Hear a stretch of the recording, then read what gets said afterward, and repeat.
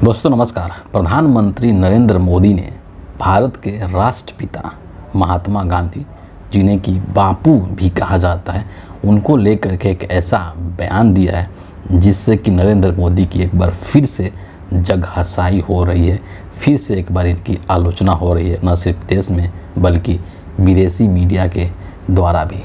शुरू से ही 2014 से जब से नरेंद्र मोदी प्रधानमंत्री बने हैं, अक्सर वो इस तरीके की अनर्गल बातें करते हैं।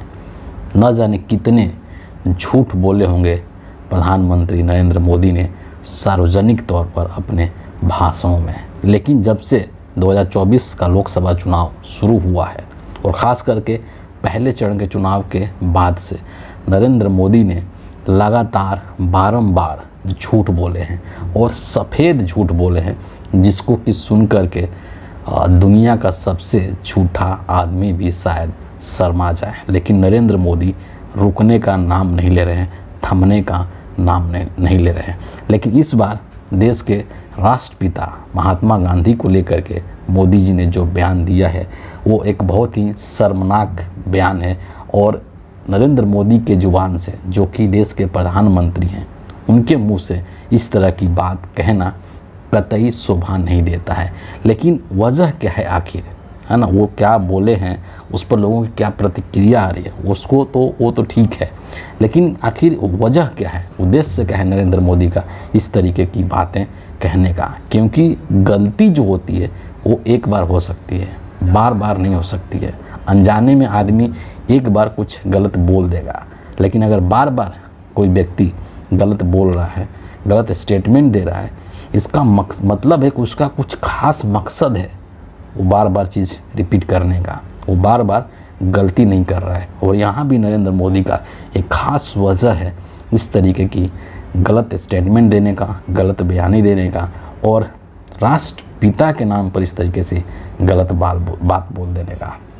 सब बिंदुओं को समझने की कोशिश करेंगे आज के इस वीडियो में। दरअसल आपको पता है कि इस लोकसभा चुनाव के दौरान नरेंद्र मोदी सैकड़ों नहीं, लेकिन सैकड़ा पहुंचने ही वाला है, लगभग 75 से अधिक इंटरव्यू धड़ाधड़ दे रहे हैं। एक टीवी चैनल को 4-4, 5-5 इंटरव्यू दे रहे हैं। और ये जो इंटरव्यू है इसको लेकर के काफ़ी आलोचना भी हो रही है कि ये जो इंटरव्यू है ये एक तरीके का स्क्रिप्टेड इंटरव्यू है, जिसका कि सवाल जवाब सब कुछ पहले से तैयार रहता है और सिर्फ नरेंद्र मोदी को बोल देना होता है। राहुल गांधी ने इस इंटरव्यू को लेकर के काफ़ी आलोचना किया है कि किस तरीके से मोदी अपने 4 चमचों के सामने बैठ करके और प्रवचन देना शुरू करते हैं।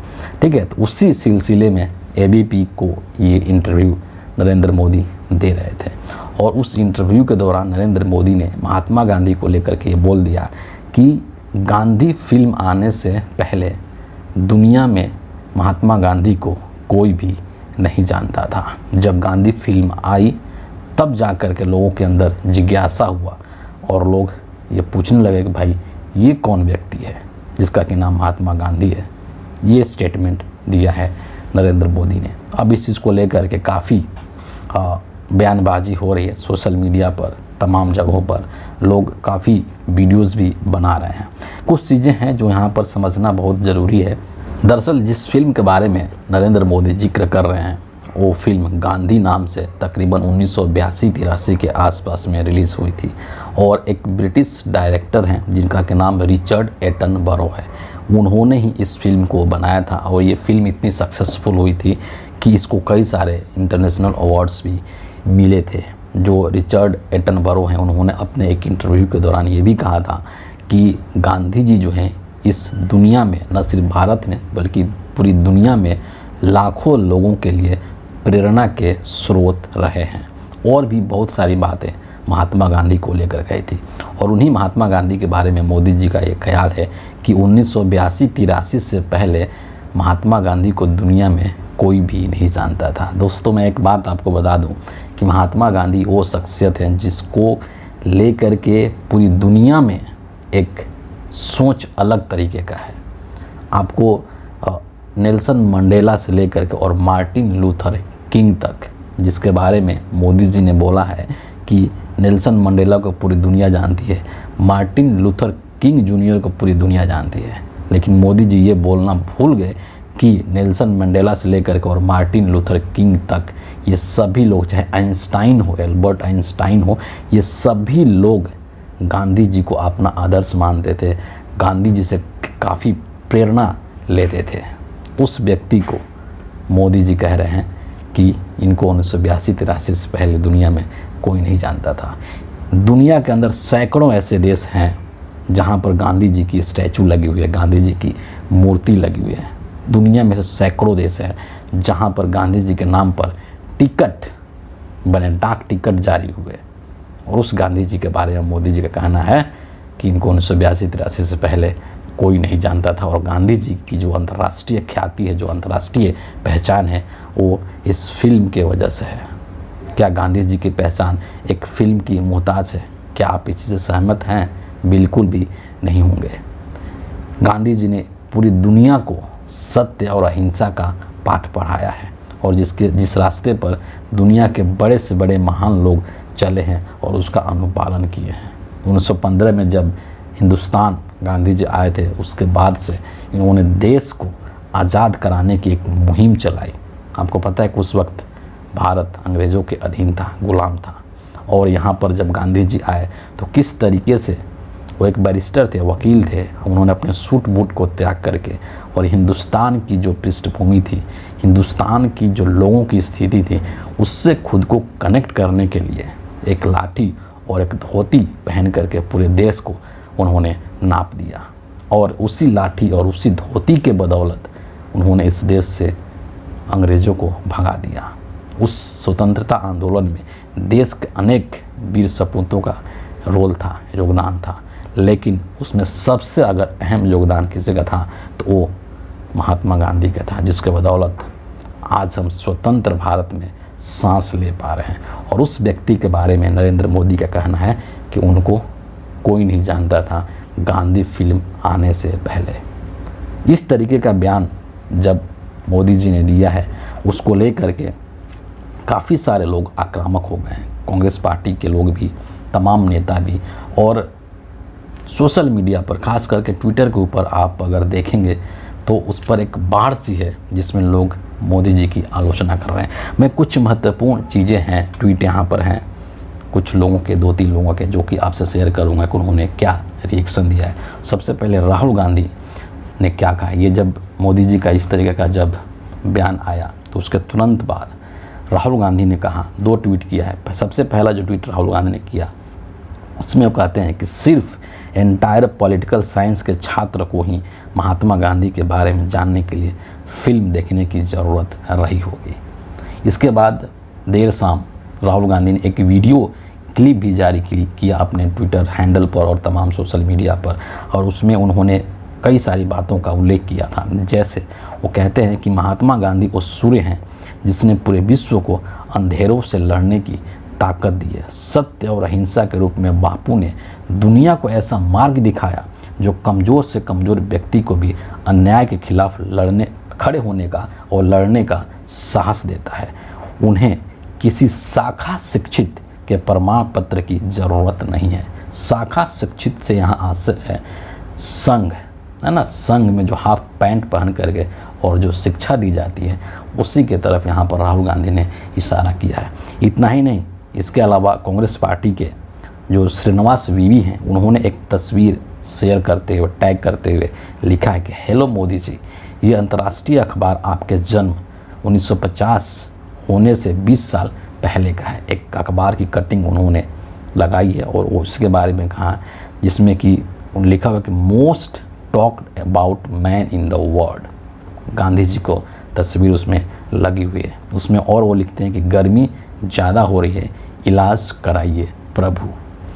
मनोज कुमार झा जो राष्ट्रीय जनता दल के नेता हैं, राज्यसभा के सांसद भी हैं, उन्होंने ट्वीट किया है इस चीज़ को लेकर के कि देखा जाए तो प्रधानमंत्री की जुबान से महात्मा गांधी के बारे में वही निकला जिसका प्रशिक्षण उन्हें नागपुर से मिला, जो कि आरएसएस का हेडक्वार्टर है। वैसे भी गोडसे और गांधी को आप एक साथ अपने अंदर नहीं समेट सकते। बहुत ज़बरदस्त बात इन्होंने कही है। जिस देश के कण कण में बापू व्याप्त हों, उस देश के पीएम का इस तरह का बयान उनकी अज्ञानता, मूर्खता को दिखाता है। ये कहना है मनोज कुमार झा का, जो कि राष्ट्रीय जनता दल के सांसद हैं, आरजेडी के सांसद हैं। इसके बाद और एक दो मैं आप लोगों को बयान दिखाऊंगा। संजय सिंह जो आम आदमी पार्टी के, उन्होंने बड़ा मज़ेदार ट्वीट किया। वो कहते हैं कि क्योंकि राजा पढ़ा चौथी तक और गांधी जी का पाठ 5वीं में आया तो उसको गांधी जी के बारे में कहाँ से पता होगा, है ना, व्यंग एक तरीके से।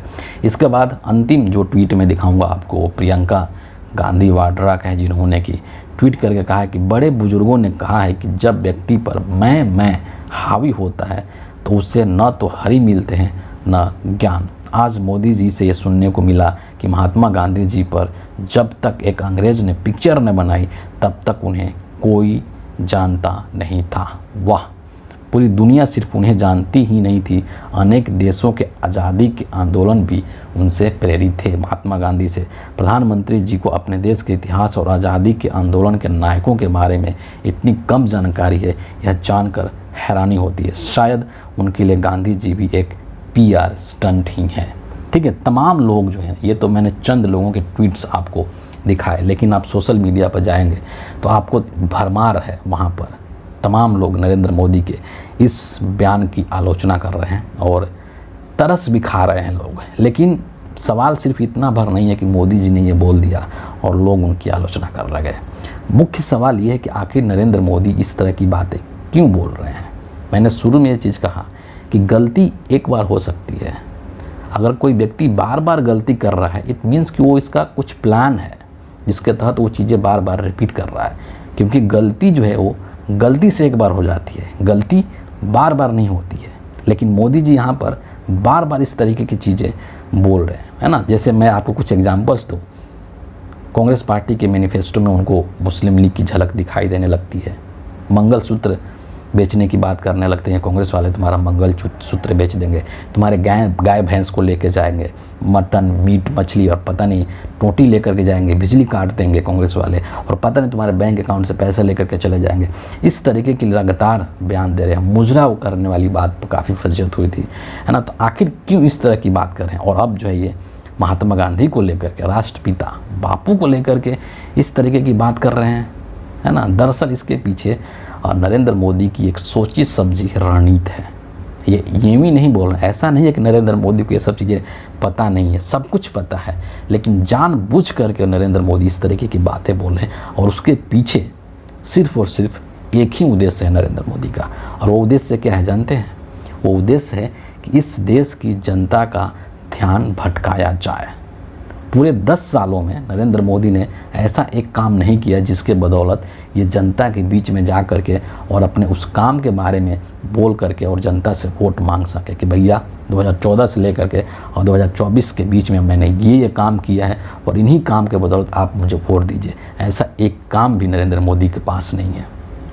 इसलिए वो हर बार यही कोशिश कर रहे हैं कि किस तरीके से जनता का ध्यान भटकाया जाए। क्यों? क्योंकि इंडिया अलायंस के जो लीडर्स हैं वो लगातार जो जनता से जुड़े हुए मुद्दे हैं, चाहे वो गरीबी हो, बेरोजगारी हो, महंगाई हो, अग्निवीर हो, किसानों की दुर्दशा हो, आर्थिक असमानता हो, कैसे धन का संकेंद्रण हो रहा है कुछ लोगों की मुट्ठी में, ये सब मुद्दे लगातार विपक्ष के जो लोग हैं, चाहे राहुल गांधी हो, तेजस्वी हो, अखिलेश हो, केजरीवाल साहब हो, सभी लोग लगातार उठा रहे हैं। और नरेंद्र मोदी के पास इस तरह का बात करने के लिए कुछ है ही नहीं।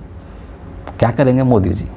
मोदी जी इसलिए इस तरीके की अनर्गल बातें और वाहियात बातें बोल रहे हैं ताकि इस देश के लोगों का ध्यान भटकाया जा सके।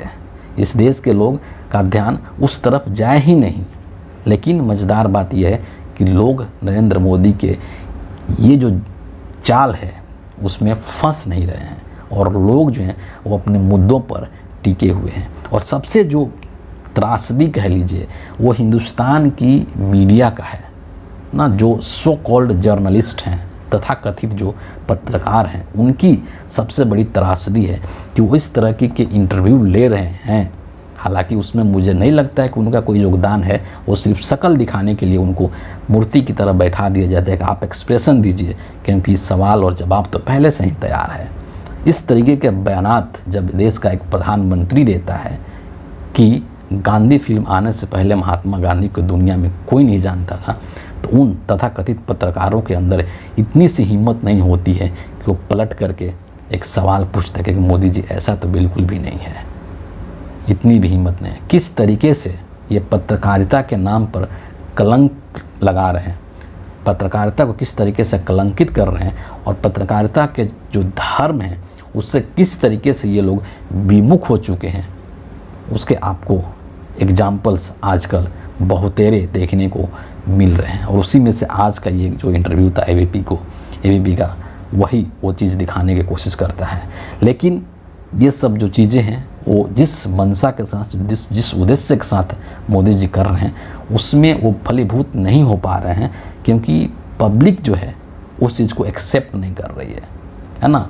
आप इस तरीके के लगातार अनर्गल और वाहियात किस्म की बात बोल करके सोच रहे हैं कि लोगों को मैं बेवकूफ़ बना दूं, लोगों का ध्यान भटका दूं, तो इस बार ऐसा नहीं होने जा रहा है। पिछले 10 सालों में आपने इस देश के लोगों का ध्यान खूब भटकाया है अलग अलग तरीके की बातें करके, लेकिन ये जो चुनाव हो रहा है 2024 का, इसमें नरेंद्र मोदी अपने किसी भी दाव में सफल नहीं हो रहे हैं।